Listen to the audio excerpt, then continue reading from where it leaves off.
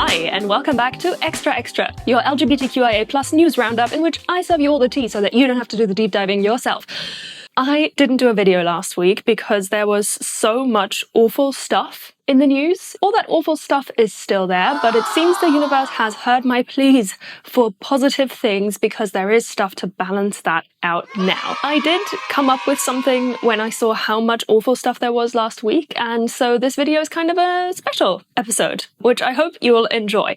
In lieu of our awards segment this week, we are going to be ranking all of the bad news in a tier system from only kind of slightly bad to abysmal and absolutely horrifying through the use of British foods. Yum. Foods that I personally, as a foreigner in England, find really weird, from weird to absolutely disgusting, in order to lighten up the mood in some of the really awful things that are happening. But we do have good things as well, which will be awarded great British foods, because there are good ones too. If this is your first time here, hi, thank you for clicking on my video. This is, I guess, kind of representative of what I do. I post bi-weekly queer news roundups as well as mental health videos in the weeks in between new videos every Monday. I hope you enjoy this content. If you do, please like and subscribe to my channel. And without further ado, let's get into it. If you've been online or on YouTube at all over the past couple of weeks, you will have heard of the Willy Wonka experience that came to Glasgow.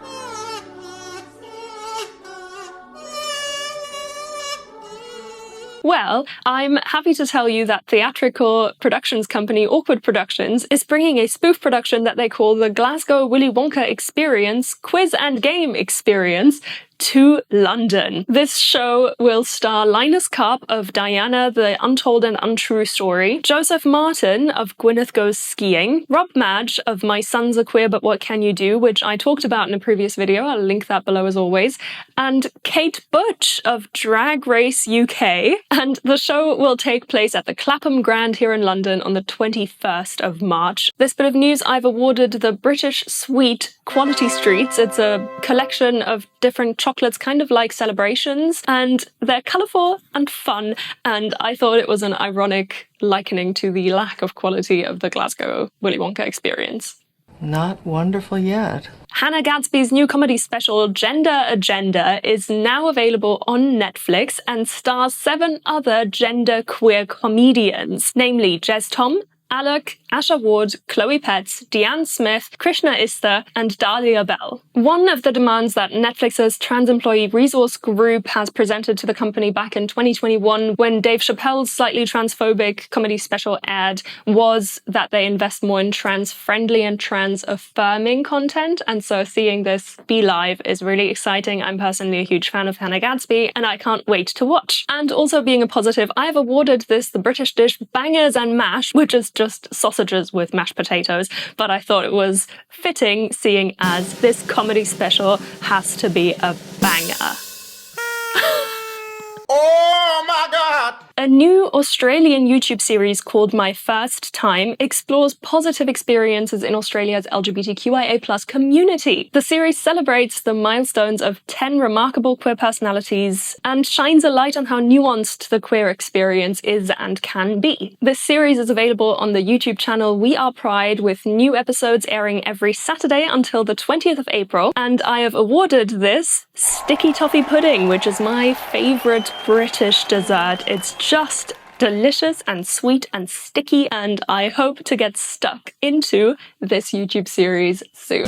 A Canadian family, I'm sure you've heard about this, has moved to Russia with their 8 children in order to escape wokeism. Well, Canada's not the same country it used to be. There's a lot of left-wing ideology, LGBTQ, trans, just a lot of things that we don't agree with that they teach there now, and we wanted to get away from that for our children. It's funny because of how absolutely misguided this is. This family does not realize the privileges that they have as Canadian citizens living in Canada and being able to live out their lives fully and freely in a way that they cannot in Russia. Більшого абсурду додає той факт, що з Канади вони переїхали в Нижній Новгород. Прикол в тому, що вони вже там місяць живуть, а своєї домівки не мають. Вони тусують в якійсь церковній общині. They moved to Russia with zero preparation. They didn't speak a word of Russian, they didn't check the weather report beforehand, they didn't do any research into all of the things that you have to do in order to register as living in Russia, in order to be able to live and work in Russia, open a bank account and buy property because all of their money got claimed as well in order to protect the country from tax fraud because they just did absolutely no research. So while that is tragic for the kids, it's really funny, and it's also actually not that serious, I don't think, because as Canadian citizens, they would most likely be able to go to the Canadian embassy at any point and just get deported back to Canada if they wanted to. I've ranked this the top and least bad tier on my ranking system, which I've likened to beans on toast. Now, any Brits watching this who love their beans on toast, please hear me out. As a foreigner, that dish is weird. Okay? You are putting ketchupy beans on a slice of white toast. Beans are sweet, like weirdly sweet, when something that looks like it should be savory. That's what I've written down. It's beans on toast because it's a bit tragic, but still amusing. Sad for the kids, kind of like war rations, which is what this is and how this dish originated as war rations, and now we're just romanticizing it as like a childhood dish. Oh, that's nice. I'm so sorry, but I don't get beans on toast. Onto our politics segment, which is a little bit more serious than the culture segment was. The Czech Republic has expanded rights for same-sex unions, now allowing joint adoption if the child is one of the parents' biological child. However, this ruling is still disappointing because it came as a rejection of marriage equality, despite the fact that 58% of the Czech population are in support of queer marriage. This also ranks on my beans on toast tier, just because it's mildly disappointing, but some will say it's a good thing and defend it, just like beans on toast. Sorry, I'm so sorry. I'm so sorry, British people. Please don't hate me. Ghana has introduced a bill that makes identifying with, promoting, or supporting LGBTQ plus people of the community illegal and punishable by up to 10 years in prison, depending on the offense. The bill was introduced under the guise of protecting children and abuse victims. How? I don't know. The good news is that the bill has not come into effect yet. The Ghanaian president has to sign off on it. And since that bill was passed by Parliament, it's received an onslaught of criticism and condemnation by all the human rights associations across the globe. And in addition to that, the World Bank has previously warned that if Uganda passes anti-LGBTQ plus legislation, they wouldn't financially support the country any longer. Assumably, the same applies to Ghana, and that is a problem because Ghana is currently recovering from its worst recession in decades and so cannot afford to lose that funding. So if for the wrong reasons, but there is hope that the bill won't actually come into effect, even though homosexuality is already illegal in Ghana, a bill like that would justify further discrimination against and violence against our community, as we've seen in Russia, in Uganda, and it also undermines sexual health practices because going into a clinic and being tested for AIDS still holds homosexual stigma in countries like that, and so it leads to further spread of AIDS, of other STIs. It's just bad for everybody. Yeah. Mostly bad for our community, but it's also bad for many, many other reasons, and I'm keeping all my fingers crossed that this bill doesn't actually come into effect. As one of the worst news in today's video, this ranks on the bottom tier of worst things that you can eat in Britain, which has to be jellied eels. Ew! Yes, jellied eels. They are eels suspended in jelly and served cold. I could eat it all day, every day. And it just, can't unsee it. Good news. Greece has seen its first same-sex marriage in southern Athens. I'm so sorry, I'm going to read this. Stavros Gavrieliadis and Dimitris Elefsiniotis got married on the 2nd of March. They've been together for 20 years and have 3 children together, which they will now be able to fully adopt and both fully hold custody of those children together. So that's brilliant news, and I'm so excited for all the queer people in Greece who will finally be able to get married to their partners, which also means I'm awarding this with some great British food. Lady Grey tea. I didn't know this existed until I moved to England. Lady Grey is a type of Earl Grey tea, but it has more of a citrusy note to it, and so it's like lighter in flavor. I love that stuff. In Russia, the crackdown on our community has been continuing, with Russian police shutting down a My Little Pony convention weeks ago. Oh, I'd kill for a good coma right now. Media assume because one My Little Pony character has a rainbow mane, and the My Little Pony franchise has one episode in which there is a lesbian couple. So they've been shut down for LGBTQ plus propaganda, which is frickin' ridiculous, in my opinion, but, you know, whatever. On a more serious note, there have been further police raids of parties actively searching for LGBTQ plus people to arrest. In February alone, at least 3 private parties were raided in which people were threatened, violated, abused, beaten, and the whole thing must be absolutely terrifying. It must be horrendous to be queer in Russia right now. This bit of news gets awarded second worst tier, which I will be rotating through regional delicacies. Russia has been given a food item called pork fats, which are little pork meatballs that consist of offal. So I wonder if that's where the slur comes from. The UK's first and only transgender judge is quitting due to the trans-hostile climate here in the UK. Why are you the way that you are? The judge's name is Victoria McLeod, and she said in a statement, quote, "I have reached the conclusion that in 2024, the national situation and present judicial framework is no longer such that it is possible in a dignified way to be both trans and a salaried, fairly prominent judge in the UK because of the amount of abuse and threats that she has received. What a sad state of affairs." Victoria transitioned all the way back in the 1990s and has been in her job for 18 years. And the fact that she's felt safe and okay to do that until now just shows what an awful time we are living in and how extreme this crackdown on transgender rights at the moment is. And while the circumstances leaving to Victoria resigning are awful, it's obviously not the worst news on this. So I've placed this on the second mildest tier on our list, which is Scotch eggs. A Scotch egg is a boiled egg wrapped in the filling of a sausage and then breaded and deep fried. Sound good? Doesn't matter. Which is just, I'm sure it tastes nice, but the concept of it is so gross. In the US, the Alabama Supreme Court has ruled that a fertilized egg counts as a human being, which means that breaking a vial at an IVF center that contains a fertilized egg is now classified as murder, which is just batshit crazy. That is madness. This is worrying because it could lead to the end of IVF treatments. No clinic would actively enter the risk of being tried for murder because they broke a vial in a lab. And so that's extremely worrying because in addition to abortion rights being stripped from women, now IVF treatments and receiving them is a huge risk as well, because what if you miscarry? It's just, the whole thing is just crazy. It makes me so angry.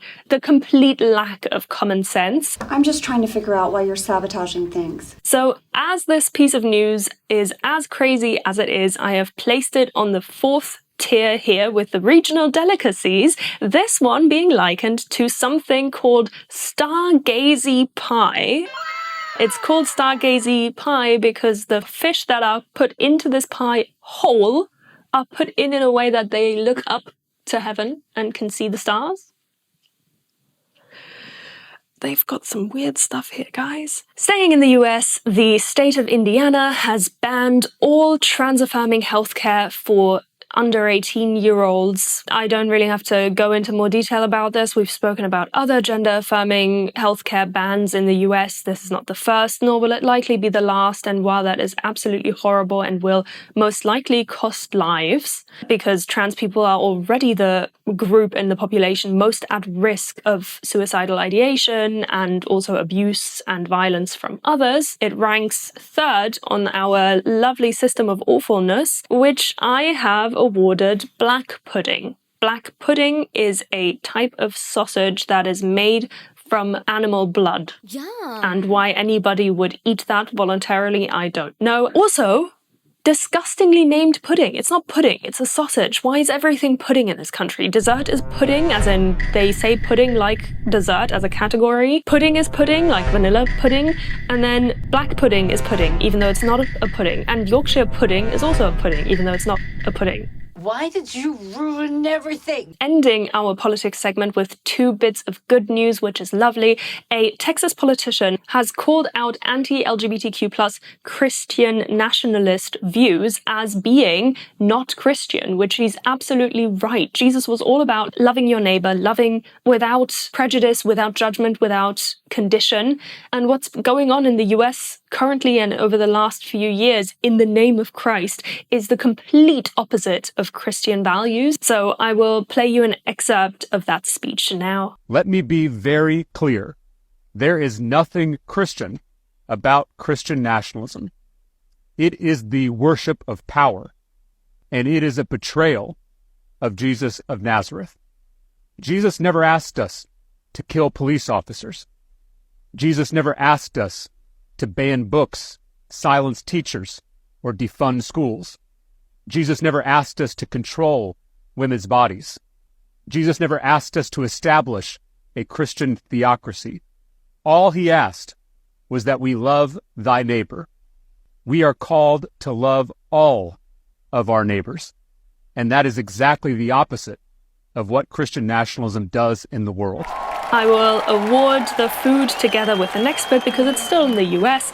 In California, the country's first trans voting center is open now, which is meant to encourage trans people to go and vote in a safe environment, safe from violence and abuse, and make their voices heard. I'm so glad that there are people doing the good work, which there will also be more of after this bit. And so together, this bit of US news will be awarded fish and chips, because it's just an old favorite. You can't go wrong with it. It's delicious, comforting favorite. RuPaul has co-founded an online LGBTQ+ friendly book marketplace called All Stora in order to combat the book bans that have been happening in the US. Booyah. All Stora is an author-owned independent marketplace and home to over 10 million LGBTQ+ inclusive books, and has been launched at the same time as the country's first ever cross-country tour with the Rainbow Book Bus, which brings LGBTQ+ books to marginalized communities that wouldn't otherwise have access to these books. You wanna talk about reading? In a statement, co-founder and drag king Adam Powell has said, "We must fight censorship and attempts to reduce young people's access to inclusive stories, and our colourful and joyful bus loaded with amazing books is an antidote to hate and discrimination." A great initiative, and as positive news gets awarded a positive thing, this is a Colin Caterpillar cake, a British favourite at kids' birthday parties. All the supermarkets here have their own version of Colin the Caterpillar. I think the M&S version is the original. It's just chocolate and chocolate cream and covered in chocolate with little like Smarties on top. Lovely. Everyone loves it. Crowd pleaser. Yes. In London, a transphobic lesbian members club is set to open soon, which is founded by 32-year-old Jenny Watson under the name L Community and is exclusive to biologically female women. It's a members club in order to be able to exclude people without breaking the law.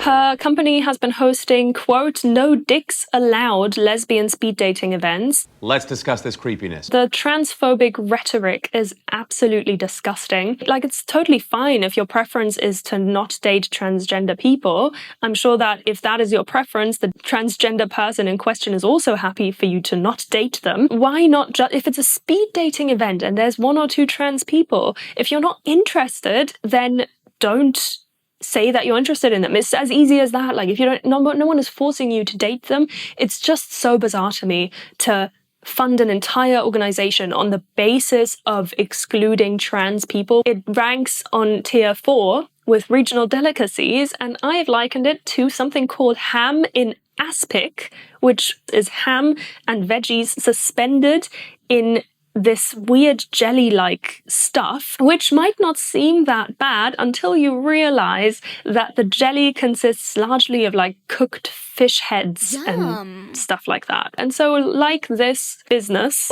the more you learn about it, the more disgusting it becomes.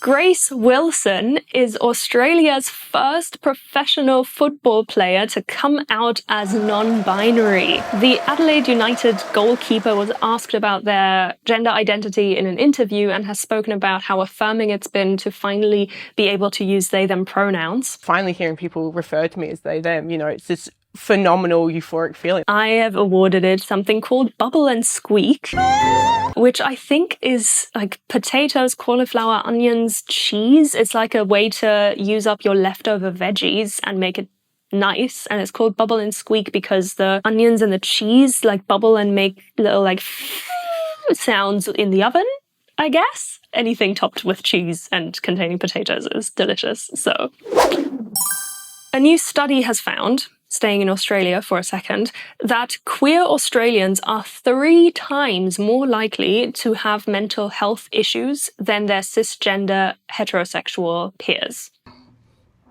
And those statistics go up much further even for transgender people, because 70% of transgender youth have experienced a mental illness by the time that they're an adult, which is 70%. That's insane. But it goes hand in hand with a study I reported on in a previous video, which found that something like 75% of queer Australians have faced abuse and discrimination on the basis of their sexual orientation and or gender identity.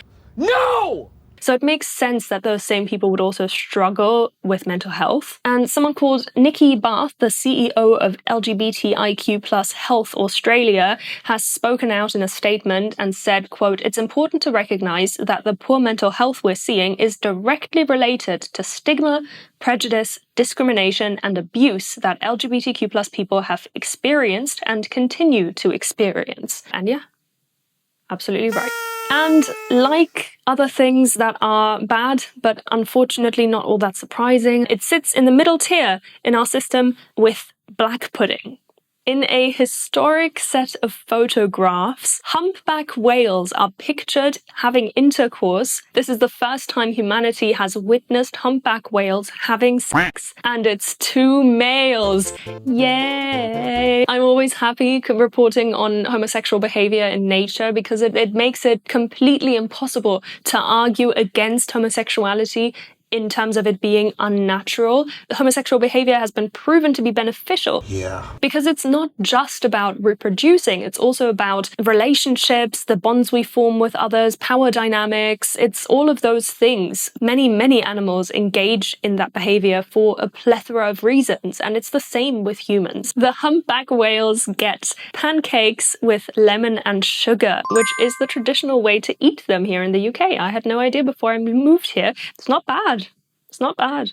All right, I have placed the crime segment at the end of today's video because it really is quite heavy. I wanted to give you the option to bow out now. If you don't want the truly heavy stuff, then thank you so much for watching. I appreciate you. I'll see you next time. If you do want the heavy stuff, stick with me. So yeah, here it comes. In the US, non-binary 16-year-old teenager Nex Benedict has died after being brutally attacked in a school bathroom. They were attacked by 3 older girls who also went to their school, and during that attack hit their head on the floor. They were picked up by their stepmother and grandmother with bruises all over their face and head, scratches on the back of their head and neck, and the next day collapsed at home, had to be taken to hospital, and died in the hospital shortly after. The school, after the attack, did not call the police, did not call an ambulance, and had the absolute gall to suspend NEX. Disgusting from start to finish. The ACLU has called the attack, quote, an inevitable result of the hateful rhetoric and discriminatory legislation targeting Oklahoma trans youth. I've said it many times, I'll say it again. The words that we hear from our leaders, from our politicians, from celebrities, they matter.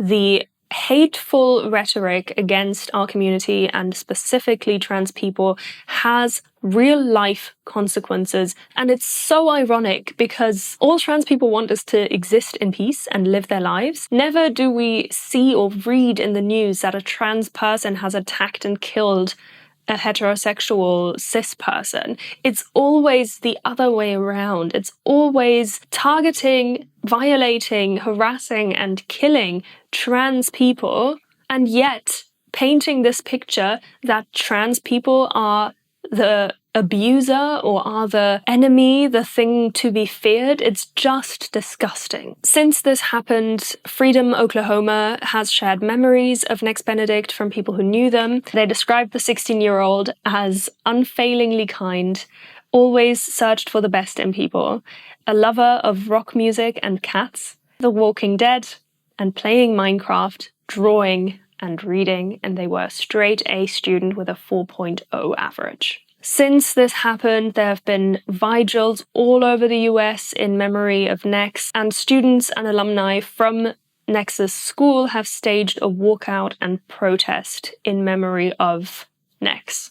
The US Department of Education has now also opened an investigation into the Owasso Public School District following this event, what happened with Nex and the school's complete failure to protect their student. And in just as awful news, an Australian gay couple, Jessie Baird, a 26-year-old Australian TV personality, and Luke Davis, a 29-year-old flight attendant, were murdered, first reported missing, then a police officer, who is also Jessie Baird's ex-boyfriend, by the name of Beaumont Lamar Condon, turned himself into the police and admitted to the murder of the two. He's since been charged with murder, and after a few days also gave up the location of where he had hidden their bodies. He attacked and killed the couple in Baird's apartment in Sydney, and then loaded their bodies into a van, drove them 120 kilometers outside of Sydney,